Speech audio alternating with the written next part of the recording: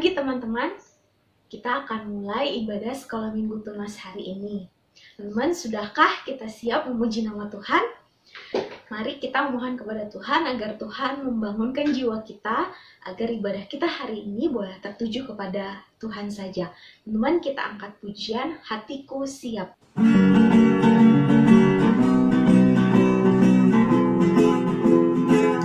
Hatiku siap, ya Allah, hatiku siap, aku mau bernyanyi, aku mau bermazmur. Bangunlah wahai jiwaku, bangunlah hai kampus dan kecapi, aku mau membangunkan fajar. Sekali lagi, hatiku siap, ya Allah, hatiku siap, aku mau bernyanyi, aku mau bermazmur. Bangunlah wahai jiwaku, bangunlah hai kampus dan kecapi, aku mau membangunkan fajar. Tuhan, mari kita berdoa. Ya Allah, kami mengucap syukur karena kami bisa beribadah hari ini. Ya Allah, kami mohon agar Engkau membangunkan jiwa kami, agar kami boleh beribadah kepada Engkau, kami boleh memiliki hati yang tertuju kepada Engkau saja. Ya Allah, kami boleh menyiapkan hati kami, dan kami siap untuk beribadah hari ini. Dalam Yesus kami sudah berdoa dan mengucapkan segala syukur kami. Amin. Kita percaya bahwa ketika kita berkumpul untuk beribadah kepada Tuhan, Roh Kudus hadir. Teman, kita angkat pujian saat kami berkumpul. Kita nyanyikan dengan sungguh-sungguh. Saat kami berkumpul, Roh-Mu bekerja, ajak kami memuliakan nama-Mu. Bila hati kami mulai menyembah, berkat-Mu atas kami, Tuhan. Saat kami berkumpul, Roh-Mu bekerja, ajak kami memuliakan nama-Mu. Bila hati kami mulai menyembah, berkat-Mu atas kami, Tuhan. Berkat-Mu atas kami. Kasih Tuhan, kasih Tuhan tak berkesudahan, tak habis-habisnya rahmat-Nya, selalu baru tiap hari, baru tiap hari. Besar setiamu, Tuhan, besar setiamu. Teman-teman, minggu lalu telah diberitakan bagi kita tentang arti dari persembahan. Teman-teman, hari ini kita mau meneladani perbuatan dan sikap seseorang yang bahkan namanya saja tidak disebutkan, namun kita meneladani dari cara seseorang ini mempersembahkan. Teman-teman, rasa syukur yang boleh kita alami membawa kita untuk memberikan persembahan baik dalam keadaan susah maupun dalam keadaan senang. Beri syukur.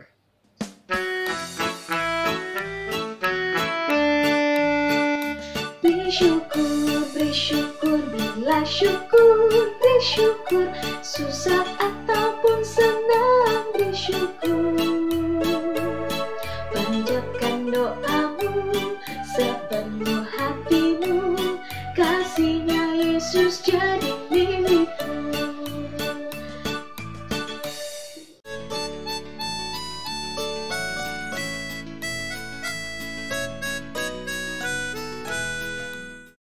Selamat pagi adik-adik.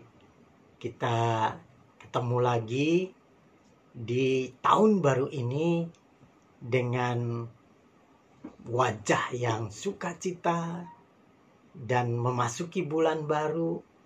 Dan lebih dari itu dengan semangat yang baru.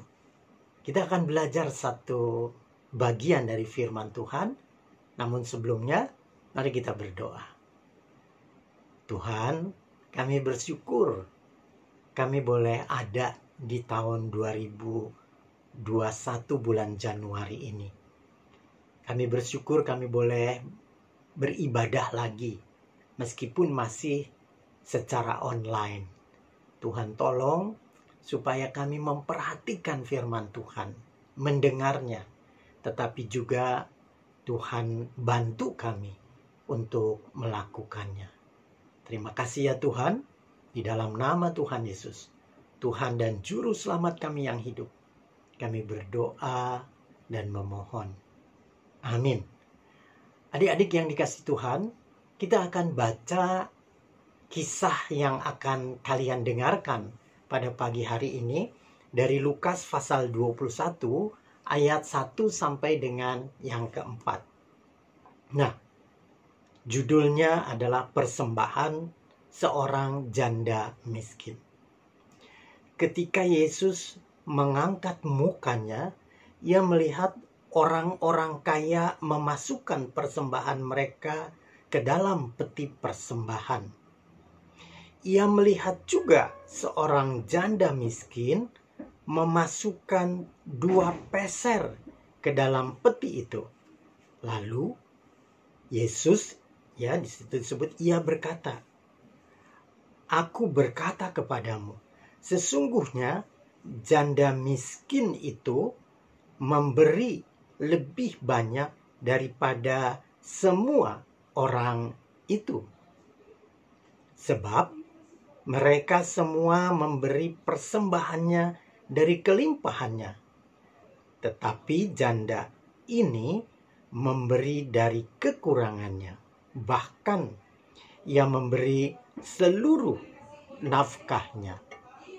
Adik-adik, bagian dari Lukas 21 ayat 1 sampai dengan 4 ini juga ada di dalam kitab lain, yaitu Markus 12 ayat 41 sampai dengan 44. Nanti adik-adik bisa membacanya sendiri. Adik-adik, apa istimewanya sih kita belajar tentang janda yang miskin ini? Adik-adik, sejak dulu sampai sekarang, kata miskin itu berlawanan dengan kata kaya. Sepertinya ada satu jarak yang jauh sekali antara yang miskin dan yang kaya. Ada jurang yang lebar sekali antara miskin dan yang kaya. Tidak terhampiri, tidak bisa didekati yang miskin terhadap yang kaya ataupun yang kaya terhadap yang miskin. Dari Alkitab yang kita baca tentang persembahan janda miskin ini, kita mau belajar sesuatu. Di Alkitab dikatakan janda itu mempersembahkan 2 peser, yaitu dari seluruh nafkahnya. Adik-adik, peser dalam bahasa Yunani adalah disebut lepton, mata uang yang paling terkecil di antara orang-orang Yahudi di sana.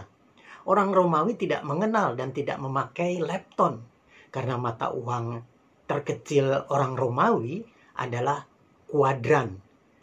Lembaga Alkitab Indonesia atau LAI menyebutnya duit. 1 kuadran sama dengan 2 lepton. 1 lepton atau 1 peser itu berapa rupiah sih? Nah, Matius 20 ayat 2 mengatakan upah kerja 1 hari adalah 1 dinar. 1 dinar itu sama dengan 128 lepton. Jika atau seandainya upah kerja 1 hari itu lebih kurang 100.000 1 hari, jadi 1 lepton itu sama dengan 100.000 dibagi 128, maka 781,25. Kalau dibulatkan 782. Si janda miskin ini memberi persembahan 2 lepton, 2 peser, yaitu 1564. Kecil sekali adik-adik. Dibandingkan dengan saat ini, uang jajan kalian aja bahkan paling kecil 5.000. Ini 1564. Kalau beli permen, barangkali bisa cuma dapat 4. Ya, adik-adik yang dikasih Tuhan. Tapi janda ini meskipun uangnya kecil, dia berani mempersembahkan apa yang dia miliki. Nah, adik-adik, ketika bicara persembahan, ingat, ketika kita memberi persembahan, Allah juga telah memberikan, mengorbankan putra tunggalnya demi menyelamatkan kita. Adik-adik, Allah melihat hati, bukan melihat besarnya yang kita berikan. 1 Samuel 16 ayat 7b, nanti kalian baca, menyatakan itu. Allah melihat hati. Nah, dari kisah janda miskin yang mempersembahkan uangnya ini kita belajar 3 hal. 1, janda miskin ini mempunyai hati yang mengasihi Allah. Adik-adik bisa baca di Lukas 16 ayat 13, 1 Timotius 6 ayat 10. Adik-adik, apa yang dimaksud hati yang mengasihi Allah? Hati yang sayang kepada Allah. Hati yang benar-benar mau mengasihi Allah. Seperti misalnya, kalau kalian hari ini beribadah, itu karena kalian sayang kepada Allah. Kalian cinta kepada Allah. Kalian mengasihi Allah. Bukan karena diingetin sama orang tua.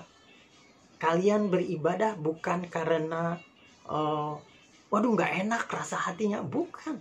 Tetapi karena hati kalian yang mengasihi Allah.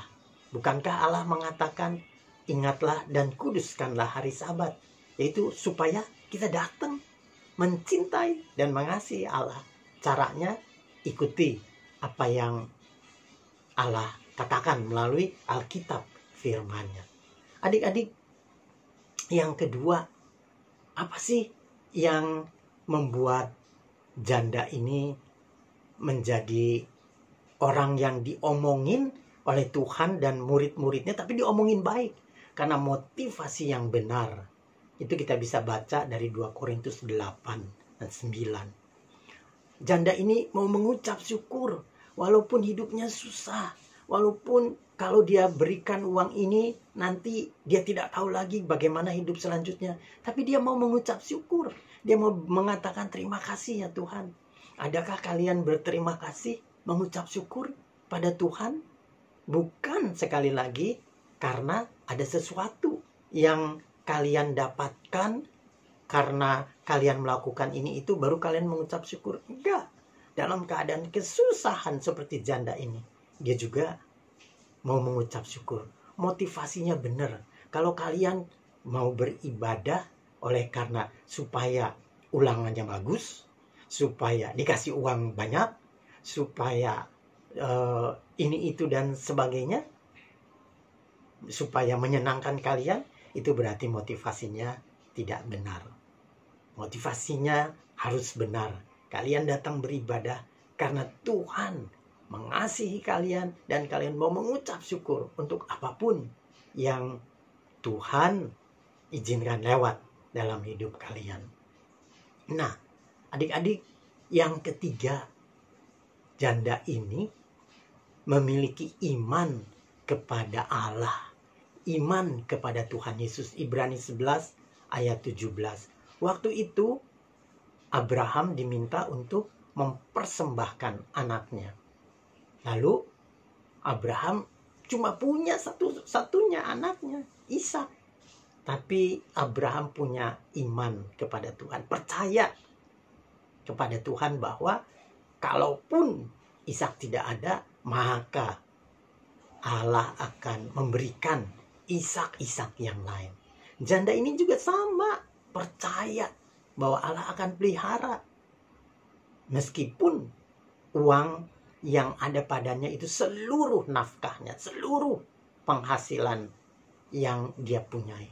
Tapi adik-adik, dia betul-betul memiliki kepercayaan kepada Allah yang sanggup memberikan apa yang tidak terpikirkan oleh dirinya.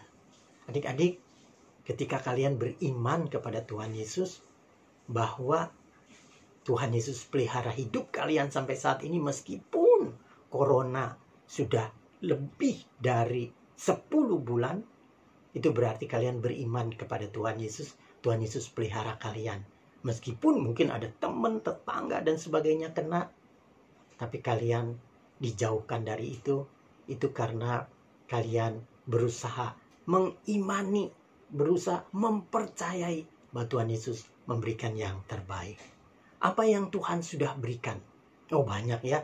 Tadi materi terdiri dari uang, harta, hidup, waktu, tenaga, pikiran, talenta, hati, tubuh, mata, telinga, tangan, kaki, mulut, dan yang paling utama, apa yang Tuhan sudah berikan?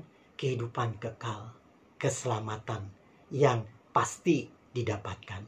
Adik-adik, dari sini kita belajar bukan kuantitas tetapi kualitas, yaitu dengan sungguh-sungguh, bukan dengan gedenya seperti orang-orang kaya yang mempersembahkan, tetapi sekecil apapun yang kalian berikan, kalau kalian memberikannya dengan sungguh-sungguh, berarti kalian memberikannya dengan kualitas yang baik. Lalu semuanya itu berasal dari Tuhan. Janda itu percaya. Nanti adik-adik bisa baca di 1 Korintus 6 ayat 20. Tuhan sudah banyak kasih kita, memberikan kepada kita. Ya, tadi mata, harta, banyak sekali yang lain-lain. Kalian ingat. Lalu kalian bisa baca di Mazmur 116 ayat 12. Lalu memberi juga dengan sukacita, bukan karena aduh gimana gitu ya, terus motivasinya gimana. Enggak, kalian kasih karena kalian tahu kalian sudah dikasih. Maka kalian memberikan dengan sukacita. 2 Korintus 9 ayat 7. Dan jangan lupa, ketika kalian memberi, ingat firman Tuhan dalam Matius 6 ayat 33. Carilah dulu kerajaan Allah, maka semuanya akan ditambahkan kepadamu. Adik-adik, biarlah melalui kisah persembahan janda miskin itu, kita belajar memberikan yang berkualitas dengan motivasi yang baik. Dan pada akhirnya kita melakukannya itu oleh karena kita mengingat Tuhan sudah melakukan yang baik bagi kita. Adik-adik, dengan mengucap syukur kepada Tuhan, kita akan memberikan persembahan. Adik-adik bisa minta tolong Papa Mama untuk mentransfer ke nomor rekening gereja yang tertera di bawah ini. Mari kita berdoa. Tuhan, terima kasih. Kami mau seperti janda miskin itu, yang sungguh-sungguh memiliki hati yang mengasihi Allah, yang mencintai Allah, memiliki motivasi yang benar. Dan yang terakhir, kami percaya Tuhan akan memelihara hidup kami, belajar kami. Apapun yang Tuhan berikan bagi kami, tolong kami boleh sungguh-sungguh mempersembahkannya dengan baik. Terima kasih Tuhan, dalam nama Tuhan Yesus kami berdoa dan mengucap syukur. Amin.